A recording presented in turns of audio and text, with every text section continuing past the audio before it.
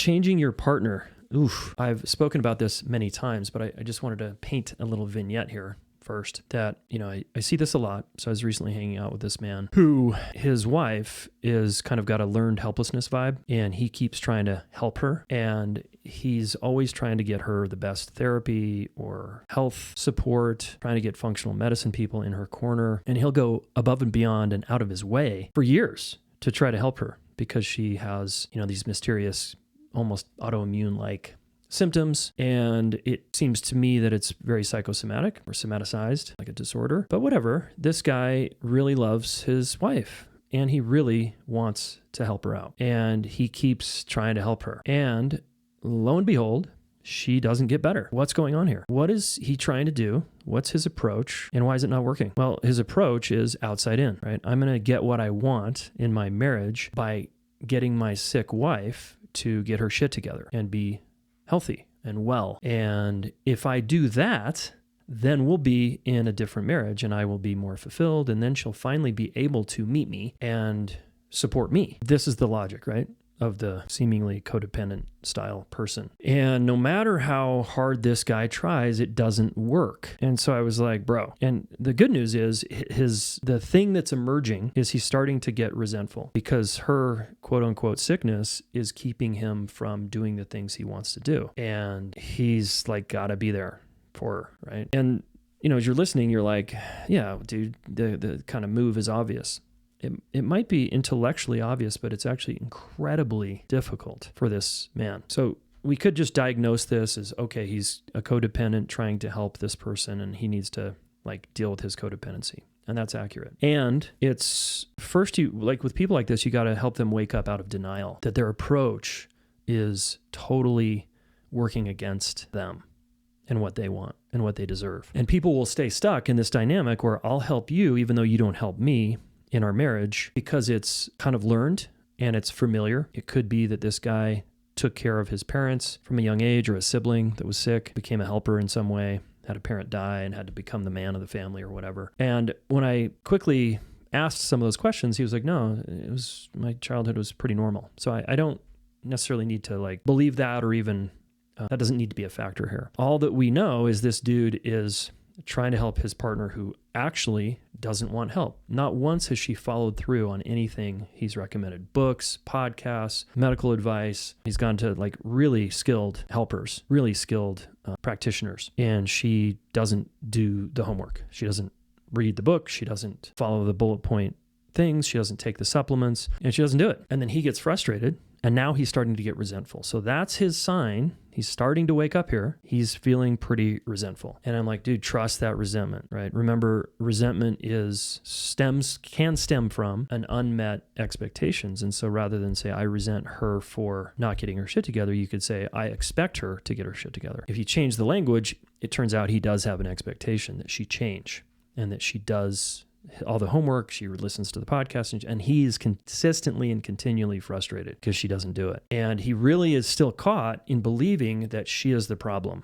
And he can't see himself that actually he is the problem. And if you read books like Codependency No More by Melody Beattie, you start to see the picture come into focus. And it's like, oh, he has a lot of work to do. And the main thing he has to do is to value himself, stop trying to change her, and start setting boundaries. And that's going to be incredibly scary for him because I asked him, what are you afraid of is going to happen if you pull back in your helping ways? What are you afraid is going to happen? And he's like, well, he went into some random excuse. And I said, no, that's not what I'm asking. What are you afraid is going to happen if she, let's play out the worst case scenario. You totally step back. What bad thing is going to happen to her? Oh, she's going to decompensate. She's going to be mad at me. She's going to hate me and ultimately judge me for being a bad husband and partner. Well, it turns out this guy also has a lot of he's in a religious community where you're judged if you get a divorce. So he's very committed to staying together no matter what. And so he's also afraid to be judged by his religious community, that he is mean and he is rude because he is not taking care of her. Gosh, Bill, you have a sick partner and how dare you not look after her? That's your job as a husband. And so he might hear messages like that from his church and really start to believe like, oh, you're right. I cannot abandon her. And that's how he perceives it as abandonment. And that's how she perceives it as abandonment. But ultimately his deep, darkest fear is not only that he will be judged by his community and judged by her and hated by her, but ultimately the relationship won't work out. And then who is he? And then what does he have? Nothing. He's single at his age. He's divorced. He's talked negatively about in that community, and he is completely alone. And obviously this dude doesn't want to face any of that, right? So he keeps the racket going to try to help her. Now, this is an extreme example of trying to change our partner. And, a more subtle example comes into the couples work I do all the time, where a partner just says, well, if you would only, and they literally say these words, if you would only blank, we would be better. If you would only get healthy, we would get better. If you would only validate my feelings, we would be better. If you would only come to therapy with me, we would be better. If you would only stop drinking alcohol, we'd be better. If you would not have a tone of voice, we would be better. Like it just goes on and on and on. So you have to get honest about yourself. Do you do this? Of course, I have fantasies at times when I'm really frustrated with my wife. Gosh, I wish she would just blank. But I know it's so limited. It's like a thought now that just goes by. I have no desire to actually change my wife because it's me not loving who she is. It's aggressive. It's arrogant. It's condescending because you think you're the better person and you're the healthy one. And if your partner would just get their shit together, you would have a good relationship. I can't tell you how limited this is in your relational life. And you have to start seeing, okay, I'm going to just stop doing that. I'm going to stop that behavior.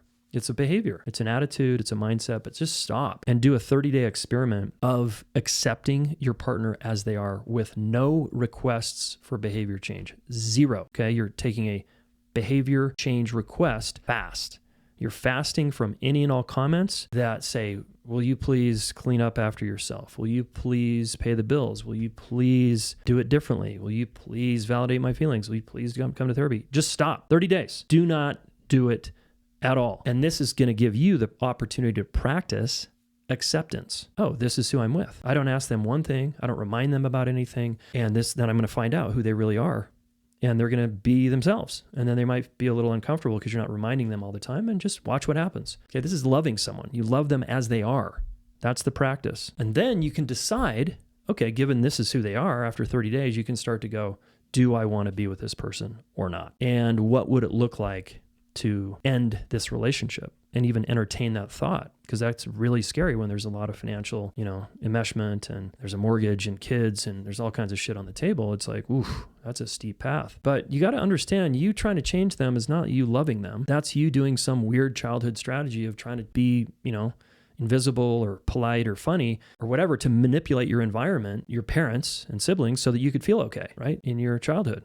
That was a good move. That was a good survival strategy, but it's killing you now and it's killing your relationships now. So take a fast and watch what happens. That's your big action step today. And I'm talking, okay, I'm painting you an extreme example of this dude, but just little sneaky ways you want your partner to be different, including be on time or do the tidiness around the house differently, the tone of voice. Like there's a lot of subtle things that you want them to change. Just drop it, because then you're going to find out who you're with. You're going to be reminded, oh, right, this is who I'm with. And this is why I can't accept them. And I keep trying to change them because I don't accept them. I don't just love them as they are. Okay. Marriage, long-term relationship in marriage is a practice of love. Practice loving someone for who they are. All right. Now, if the two of you want to change, remember, we can make reasonable requests for behavior change. And the two of you are doing that occasionally, like, hey, pick up your shit fucking socks. Hey, help me out around the house. These can be reasonable requests, but your person has to be a teammate that's like open to that kind of collaboration and feedback. Okay. Hopefully this was helpful. Make sure you subscribe to YouTube or Spotify or Apple Podcasts, wherever you listen and watch, and report back.